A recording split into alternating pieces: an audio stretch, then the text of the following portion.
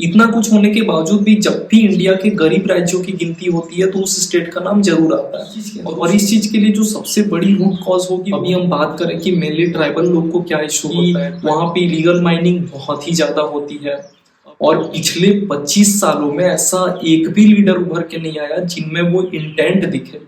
सोचिए, इंडिया का एक ऐसा स्टेट जिसके पास मिनरल्स की अगर हम बात करें तो टोटल कंट्री के मिनरल्स का around more than 40% minerals wealth उस स्टेट के पास है।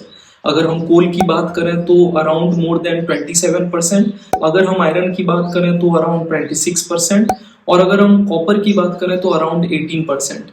इतना कुछ होने के बावजूद भी जब भी इंडिया के गरीब राज्यों की गिनती होती है तो उस स्टेट का नाम जरूर आता है, और उस स्टेट का नाम टॉप 2 टॉप 3 में ही आता है हमेशा से ही।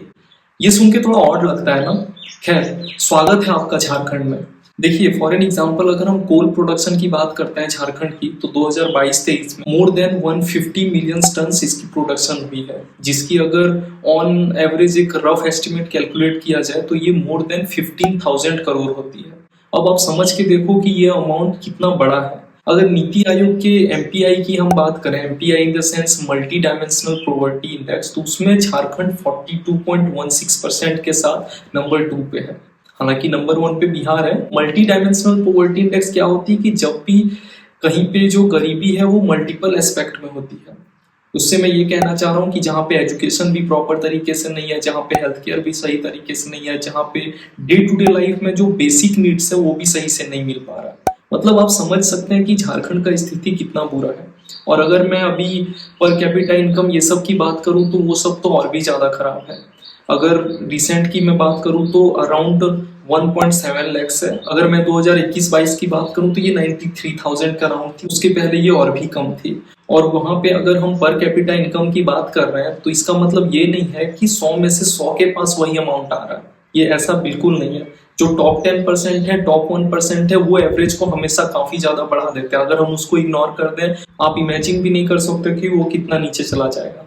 ऐसा बिल्कुल नहीं है कि रिसोर्सेस हैं तो वो स्टेट का अमीर होना बहुत जरूरी है, या रिसोर्सेस हैं तो वो स्टेट के पास पर कैपिटा इनकम या फिर वहाँ की जो लाइफस्टाइल होगी वो रिच होगी। ऐसा बिल्कुल नहीं है। बट एक चीज आप सोच कर देखो कि उस स्टेट में अगर पूरे कंट्री का मोर देन 40% मिनरल्स है, मिनरल्स वेल्थ का मोर देन 40% है, फिर भी वो स्टेट सबसे ज्यादा गरीब राज्यों में से आएगी, ये चीज सुन के ही अपने आप में काफी ऑड लगता है। और इस चीज के लिए जो सबसे बड़ी रूट कॉज होगी वो गवर्नमेंट की ही होगी।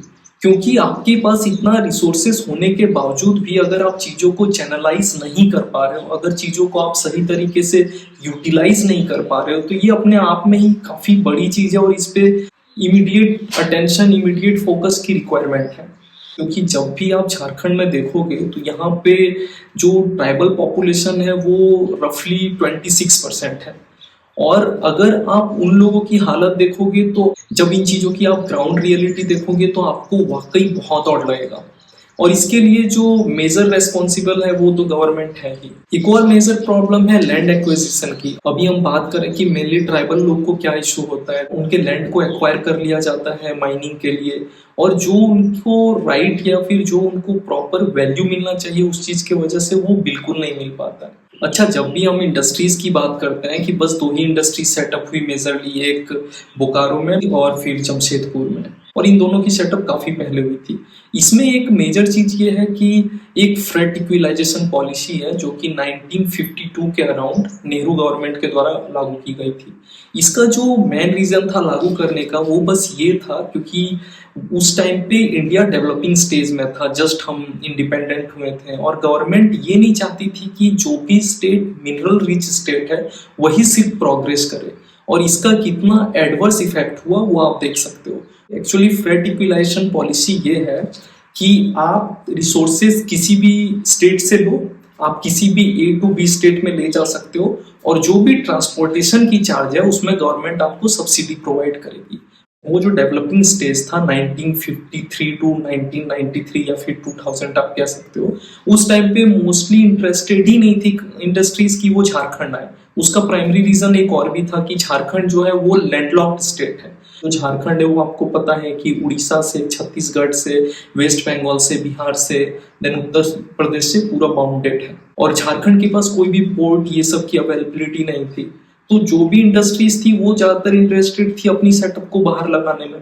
और फ्रेटिकुलाइजेशन पॉलिसी चल भी गई तब भी कंपनीज इतनी डिपेंडेंट हो गई है, इतनी सेल्फ डिपेंडेंट हो गई है, I mean independent on government, कि उनकी इंडस्ट्री खुद इतनी बड़ी हो गई कि वो अगर थोड़े बहुत ऊपर नीचे प्राइस पे भी कोल मिले या फिर दूसरे अदर मिनरल्स मिले तो वो खुद ले सकती है, या फिर दूसरे मिनरल्स कहीं बाहर मिले ऊपर नीचे प्राइस में तो वो एफोर्ड कर सकती है।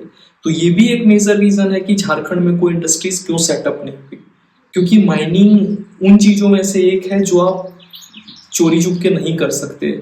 यहाँ पे जो कोल एक्सट्रैक्शन होता है उसमें लोकल गवर्निंग बॉडीज का बहुत ज्यादा इन्वॉल्वमेंट होता है, लोकल माफिया का वहाँ पे इलीगल माइनिंग बहुत ही ज्यादा होती है। अभी पास्ट ईयर्स में ये देखा जा रहा है कि कोल एक्सट्रैक्शन के लिए, कोल माइनिंग के लिए प्राइवेट कंपनीज को, आउटसोर्सिंग कंपनीज को कॉन्ट्रैक्ट दे दिया जाता है। अगर हम एग्जाम्पल के तौर पे झरिया की बात करें तो और भी आसपास के जितने भी मेजरली कोल माइनिंग्स हैं वहाँ पे इलीगल माइनिंग बहुत होती है, और इलीगल माइनिंग में सबसे बड़ा जो हाथ होता है उसमें कोल माफिया का होता है। जो लोकल गवर्नमेंट होती, जो लोकल अथॉरिटीज होती है, जो लोकल लीडर्स होते हैं उनका बहुत बड़ा हाथ होता है। और एक चीज आप सोच के देखो, उसमें गवर्नमेंट का इन्वॉल्वमेंट अगर नहीं रहा, लोकल लीडर्स अगर मिले हुए नहीं रहेंगे गवर्नमेंट के साथ तो वो ऐसे कर ही नहीं सकते। अभी देखिए सारे गवर्नमेंट ऐसे हैं कि जो अपने स्टेबिलिटी की ओर ज्यादा फोकस करते हैं। अभी जैसे हमारे जो करंट मुख्यमंत्री हैं श्री हेमंत सोरेन जी, उनका अगर हम बात करें तो अगर मेजर जो रीजन देखा गया है उनके पास्ट इलेक्शन में जीतने की, वो है मैया समान योजना, जो महिला वोटर है उनके वजह से। ये मैं नहीं कह रहा हूँ, न्यूज 18 की रिपोर्ट कह रही है। बेसिकली एक चीज बहुत जरूरी है कि विजनरी लीडर की बहुत कमी है झारखंड में, और एक जो सबसे बेसिक चीज है जो होना बहुत जरूरी वो है इंटेंट। अगर किसी भी गवर्नमेंट में इंटेंट है कि मुझे इस स्टेट को प्रोग्रेस करना है, मुझे यहाँ पे चीजें ऐसे चेंज करनी है, तो वो जरूर चेंज कर देंगे। और पिछले 25 सालों में ऐसा एक भी लीडर उभर के नहीं आया जिनमें वो इंटेंट दिखे।